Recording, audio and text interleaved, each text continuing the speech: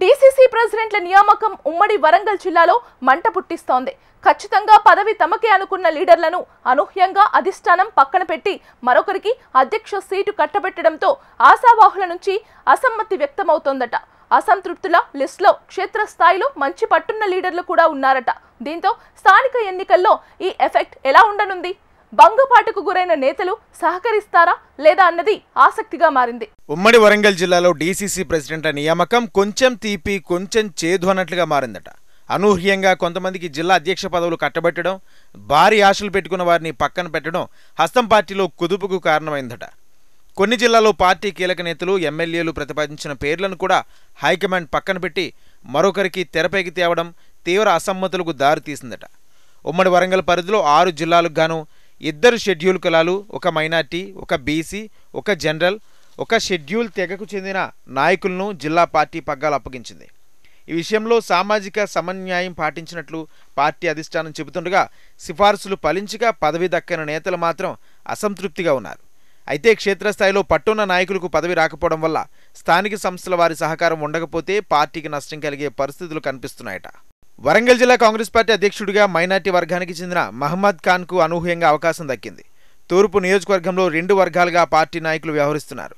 మంత్రి కొండా సురేఖ దంపతులు ఒక వర్గంగా, మిగిలిన నాయకులు మరో వర్గంగా కార్యక్రమాలు నిర్వహిస్తున్నారు. కొండా దంపతులు మినహా మిగిలిన వారంతా డీసీసీ అధ్యక్షురాలిగా మాజీ అధ్యక్షురాలు ఎర్రబెల్లి స్వర్ణను ప్రతిపాదించారు. వర్ధనపేట, పరకాల ఎమ్మెల్యేలతో పాటు ఆ నియోజకవర్గాలకు చెందిన నాయకులు కూడా స్వర్ణను ప్రతిపాదించారు.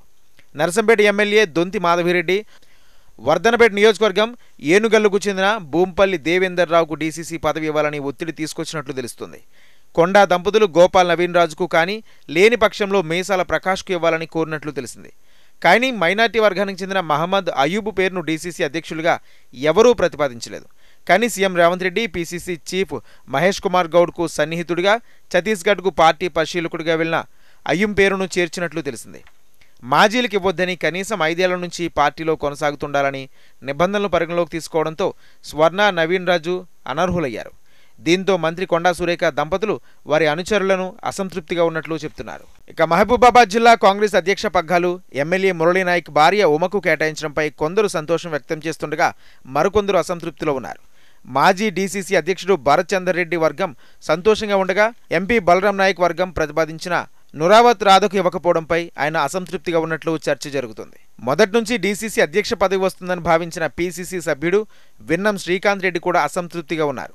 సీఎం సలహాదారుడు వేం నరేందర్ రెడ్డి అనుచరుడిగా ఉన్న గణాపురం అంజయ్య కూడా అధ్యక్ష పదవి వస్తుందని ప్రచారం చేసుకున్న చివరికి మొండి చెయ్య ఎదురైంది. కానీ అసమ్మతి నుంచి నేతల్ని సమన్వయం చేసుకునేందుకు మురళీనాయక్ దంపతులు ప్రయత్నాలు చేస్తున్నారు. జనగామ జిల్లా కాంగ్రెస్ అధ్యక్షురాలిగా మాజీ జిల్లా పరిషత్ చైర్పర్సన్ లఖావత్ ధన్వంతి లక్ష్మిని నియమించారు. దీంతో మాజీ ఎమ్మెల్యే, మాజీ డీసీసీ అధ్యక్షుడు కొమ్మూరి ప్రతాప్ రెడ్డి వర్గీయులు అసంతృప్తిగా ఉన్నట్లు పార్టీ వర్గాల సమాచారం.